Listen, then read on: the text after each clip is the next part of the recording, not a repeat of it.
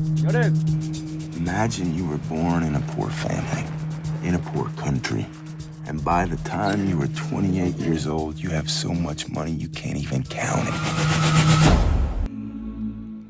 اعوذ باللہ من الشیطان الرجیم، بسم اللہ الرحمن الرحیم۔ ناظرین اکرام، جرائم کی دنیا میں قدم رکھنے والے انسان جیسے جیسے گناہوں کی دلدل میں پھنستے جاتے ہیں، اللہ عز و جل ان کو اتنی ہی زیادہ ڈھیل دیتا رہتا ہے، اور بالآخر ترقی کی سیڑھیاں چڑھتے چڑھاتے اس مجرم کو اتنی زیادہ بلندی سے نیچے گرا دیا جاتا ہے کہ وہ دوبارہ اٹھنے کے قابل ہی نہیں رہتا۔ یہی حال جرائم کی دنیا سے وابستہ ان لوگوں کا ہے جو شہرت اور پیسے کی خاطر اپنا دین، دھرم، سب کچھ بیچ دیتے ہیں۔ انہی بدقسمت انسانوں میں سے ایک پیبلو ایسکوبار بھی ہے۔ El Padrino was Senor Pablo Escobar. And for those of you living on the moon for the last 20 years, he was it, the boss of it all.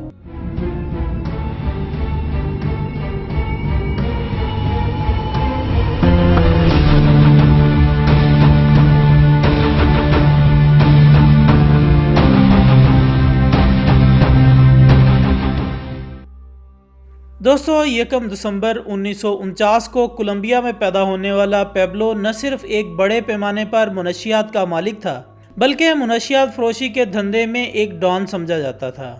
Pablo Escobar جس گھرانے میں پیدا ہوا وہ نہایت غربت کا شکار گھرانہ تھا، جہاں اس کے والد کسان کے طور پر اور ماں ٹیچر کے طور پر نوکریاں کر کے گھر کا چولہا جلاتے تھے۔ لیکن اس کے باوجود والدین اپنی طرف سے پوری کوشش کرتے رہے کہ کسی طرح پیبلو پڑھ لکھ کر ان کا سہارا بن جائے،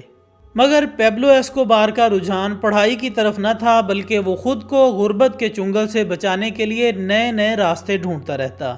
تاہم ماں باپ کی سختیوں کی وجہ سے وہ اس مقام تک پہنچ گیا کہ امریکہ کی یونیورسٹی میں داخلہ لے لیا۔ لہٰذا امریکہ کی ایک یونیورسٹی میں داخلہ تو لے لیا، لیکن پھر اسی دوران ہی وہ جرائم کی چھوٹی موٹی سرگرمیوں میں بھی حصہ لینے لگا۔ اسی وجہ سے اس نے گریجویشن مکمل کیے بغیر ہی تعلیم کو خیر آباد کہہ دیا، اور اسی دھن میں وہ باقاعدہ طور پر جرائم کے راستے پر چل پڑا، جہاں سب سے پہلے اس نے غیر قانونی سگریٹ اور نقلی لاٹری ٹکٹ بیچنا شروع کی، یہاں تک کہ لوگوں سے فراڈ کر کے پیسے ہتھیانا، اغوا برائے تاوان اور برانڈز کی نقلی چیزیں بیچنا اس کا معمول بن گیا۔ پھر جب اس کا ان جرائم میں ہاتھ کھل گیا تو تقریباً 1970 تک پیبلو نے بڑے بڑے جرائم پر ہاتھ صاف کرنا شروع کر دیے، جن میں گاڑیاں چوری کرنا اور سمگلنگ میں بڑے بڑے سمگلرز کا ساتھ دینا،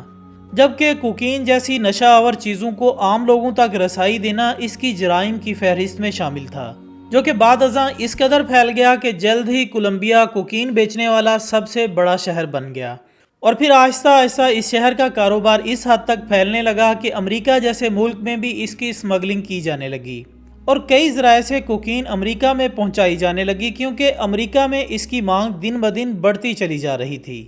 جس کا سب سے زیادہ فائدہ پیبلو ایسکوبار نے اٹھایا اور میڈلن کارٹل کی بنیاد رکھی، جس کے ذریعے بڑی تعداد میں پاؤڈر، کوکین وغیرہ تقسیم کیا جانے لگا، اور امریکہ میں پیبلو کی دراندازی میں اسمگلنگ کے راستے قائم کر دیے گئے، جس سے کوکین کی طلب میں اور بھی اضافہ ہو گیا۔ سامعین، پیبلو نے سمندری راستوں سے ملنے والے کئی جزیروں پر قبضہ جما لیا، اور اس طرح کوکین کو بڑے پیمانے پر امریکہ سمگل کرنے لگا، جس کی وجہ سے اس کا شمار امریکہ کے بڑے بڑے سمگلرز میں ہونے لگا۔ اسی طرح کافی زیادہ پیسہ جمع کر لینے کے بعد پیبلو نے اسی جزیرے پر ایک شاندار محل اور ایک بڑا ہوٹل بنوایا، اور ساتھ ساتھ دیگر کئی رہائش گاہیں اور محفوظ مکانات بھی خرید لیے۔ سامعین، کہا جاتا ہے کہ دنیا کے اس امیر ترین بندے کے پاس اس کے عیش و آرام کے لیے گھر میں 9 آبادیاتی مکان، ایک مجسمہ ساز پارک اور مختلف براعظموں کے جانوروں کے ساتھ ساتھ ایک مکمل چڑیا گھر تھا، جس میں درجنوں کے حساب سے ہاتھی، غیر ملکی پرندے اور زرافے شامل تھے۔ اس کے علاوہ ایسکوبار نے یونانی طرز کے قلعے کی تعمیر کا منصوبہ بھی بنایا تھا، اگرچہ اس قلعے کی تعمیر کا کام شروع تو کیا گیا لیکن کبھی ختم نہ ہو سکا، جبکہ اس کے علاوہ ایسکوبار نے انہی جزیروں پر کوکین کی ذخیرہ اندوزی کے لیے بڑے بڑے گودام بھی بنائے۔ 1980 کی دہائی تک ایک اندازے کے مطابق ایسکوبار نے 70 سے 80 ٹن کوکین کی امریکہ میں ماہانہ ترسیل کی۔ اس کے نتیجے میں وہ تیزی سے دنیا کے 10 امیر ترین لوگوں میں شامل ہو گیا۔ خواتین حضرات، کہا جاتا ہے کہ اسی دوران امریکہ کے ایک دوسرے بڑے سمگلر کا قتل بھی ہوا، جس کا الزام پیبلو ایسکوبار پر لگایا گیا کیونکہ اس کی عدم موجودگی کا سب سے زیادہ فائدہ اگر کسی کو تھا تو وہ تھا پیبلو ایسکوبار کو، لہٰذا اپنے راستے سے ہٹانے کے لیے اسے قتل کیا گیا اور یوں وہ سمگلرز کی لسٹ میں اول نمبر پر آ گیا، جبکہ لوگوں کے دلوں میں اس کی دہشت بھی بیٹھ گئی اور پھر بعد ازاں اس دہشت میں اس وقت مزید اضافہ ہوا جب پیبلو نے اپنے اثر و رسوخ بڑھاتے ہوئے سیاست میں قدم رکھ لیا، اور بہت جلد پیبلو کولمبیا کی کانگریس کے ممبر کے طور پر منتخب ہو گیا۔ لیکن چونکہ اس کے جرائم اور سمگلنگ کا راز فاش ہونا شروع ہو گیا تو اس کے خلاف کیمپین چلائی گئی، اور جس بندے نے اس کیمپین کا آغاز کیا اسے بھی پیبلو نے قتل کر دیا، جس کے باعث اس کی دہشت میں اور بھی اضافہ ہو گیا۔ لیکن یہ معاملہ یہیں تک محدود نہ تھا، بلکہ پیبلو ایسکوبار کا خواب کولمبیا کا صدر بننا تھا، لہٰذا اس خواب کی تکمیل کے لیے سب سے پہلے امیر ترین ہونے کا لقب حاصل کیا۔ لیکن اس دوران پیبلو نے مسلسل اندرون ملک اور بیرون ملک حریفوں کا مقابلہ کیا، جس کے نتیجے میں پولیس افسران، ججوں، مقامی لوگوں اور نامور سیاستدانوں کا قتل عام ہوا۔ ناظرین، کہا جاتا ہے کہ یہی وہ وجہ تھی کہ کولمبیا کو دنیا کے قاتل کا دارالحکومت کہا جاتا تھا۔ اس نے کئی بااثر افراد کا قتل کروایا، جبکہ ہزاروں سیاستدانوں اور پولیس اہلکاروں کو موت کے گھاٹ اتارا۔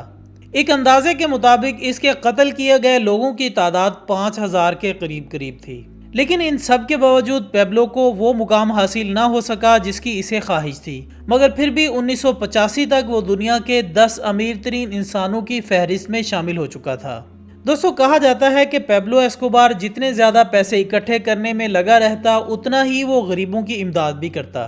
غریبوں کو گھر بنوا کر دینے سے لے کر ان کی تمام چھوٹی چھوٹی ضروریات پوری کرتا، اور اس طرح نفرتوں کے ساتھ ساتھ ان کی ہمدردیاں بھی بٹورتا رہتا۔ یہی وجہ تھی کہ اس کی موت پر جہاں ایک کثیر تعداد خوش تھی، وہیں غریب طبقہ اس کی موت پر افسردہ بھی تھا۔ جی ہاں سامعین، پیبلو ایسکوبار اپنی تمام زندگی پیسوں کی لالچ اور اقتدار کی ہوس میں گزارنے کے بعد جس انداز سے مرا وہ بھی دنیا کے لیے عبرت کا نشان تھا۔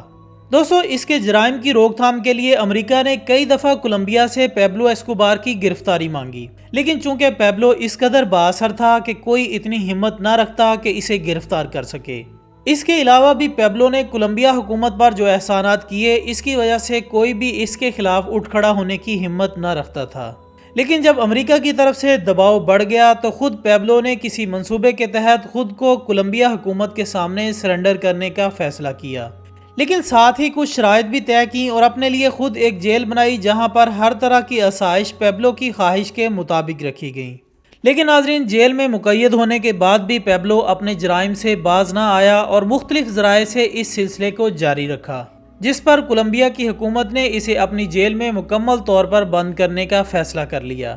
لیکن اس فیصلے سے پہلے ہی پیبلو کو اس کی خبر پہنچ گئی اور وہ اپنی بنائی ہوئی جیل سے فرار ہو گیا۔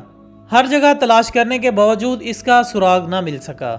لہٰذا پیبلو کو تلاش کرنے کی کوششوں میں کولمبیائی اور امریکہ کی خفیہ ایجنسیوں کے ممبران متحد ہو گئے، اور یوں 16 مہینوں کی مسلسل کوششوں کے بعد پیبلو ایسکوبار کو گرفتار کر لیا گیا۔ ناظرین، کہا جاتا ہے کہ پیبلو کے گرفتار ہونے سے پہلے ہی جو کارروائی ہوئی، اس دوران اس کی موت واقع ہو گئی، جس کے بعد یہ بیانات بھی سامنے آنے لگے کہ پولیس مقابلے میں پیبلو ایسکوبار مارا جا چکا ہے، لیکن در حقیقت اس کی فیملی کی طرف سے بتایا گیا کہ ایسکوبار نے خودکشی کی تھی، کیونکہ اسے کئی بار یہ کہتے سنا گیا تھا کہ اگر کبھی پولیس اسے ڈھونڈنے میں کامیاب ہو گئی تو وہ پہلے اپنے کان پر گولی مار کر خودکشی کر لے گا۔ تحقیقات سے بھی یہ بات سامنے آئی کہ ایسکوبار کو کان پر گولی لگی تھی اور جس گولی سے مرا تھا وہ اس کے اپنے پستول کی گولی تھی، اور اس طرح تاریخ کا سب سے امیر ترین مجرم اپنے انجام کو پہنچ گیا، جس نے اپنی موت کے وقت تک تخمینی طور پر 30 بلین امریکی ڈالر کی رقم جمع کی تھی، اور جو کہ سن 2019 تک 59 بلین ڈالر کے قریب پہنچ چکی تھی۔ دوستو، پیبلو ایسکوبار کی جمع کی گئی رقوم کے بارے میں یہ بھی سننے کو ملتا ہے کہ وہ زیادہ تر اپنی دولت نوٹ کی صورت میں جمع کرتا تھا۔ اس نے ان نوٹوں کو جمع کرنے کے لیے باقاعدہ طور پر ایک بڑی عمارت بنوائی تھی، اور ان کو ایک جگہ سے دوسری جگہ پہنچانے کے لیے ایک جہاز بھی خرید رکھا تھا۔ جبکہ اس کے حوالے سے ایک واقعہ یہ بھی مشہور ہے کہ ایک دفعہ وہ اپنی بیٹی کے ساتھ شکار پر گیا تو انہیں وہاں رات ہو گئی۔ موسم چونکہ سرد تھا، لہٰذا کوئی ایسی چیز نہ مل سکی جسے جلا کر وہ حرارت حاصل کر سکے، تو پیبلو نے اپنے ساتھ موجود رقم سے تقریباً 2.5 لاکھ امریکی ڈالر کو صرف اس لیے آگ لگا دی کہ اس کی بیٹی سردی سے بچ جائے۔ جبکہ اس کے علاوہ بھی اس کے جمع کیے گئے نوٹ کبھی تو چوہوں کی نظر ہو جاتے تو کبھی دیمک لگ جانے کے سبب خراب ہو جاتے، اور یوں لاکھوں کروڑوں کا نقصان ہو جاتا جس کی پیبلو ایسکوبار کبھی پرواہ نہ کرتا۔ لیکن دوستو، ہزاروں لوگوں کے قتل کا ذمہ دار یہ شخص اتنی زیادہ دولت تو جمع کرنے میں کامیاب ہو گیا، لیکن اس دولت سے اپنی مزید سانسیں خریدنے سے قاصر رہا اور اپنی تمام تر دولت پیچھے چھوڑ کر خود ہی اپنے آپ کو موت کے گھاٹ اتار دیا۔ تو دوستو، یہ تھی ہماری آج کی معلوماتی ویڈیو۔ ہم امید کرتے ہیں کہ آپ کو یہ ویڈیو ضرور پسند آئی ہوگی۔ اس ویڈیو کو اپنے سوشل میڈیا اکاؤنٹس پر شیئر کر کے ہماری حوصلہ افزائی کیجیے گا، اور کومنٹس کی صورت میں اپنی رائے دینا ہرگز مت بھولیے گا۔ ہماری اگلی ویڈیو آنے تک اپنا، دوستوں، رشتہ داروں اور گرد و نواح کے تمام لوگوں کا بہت خیال رکھیے گا۔ اللہ حافظ۔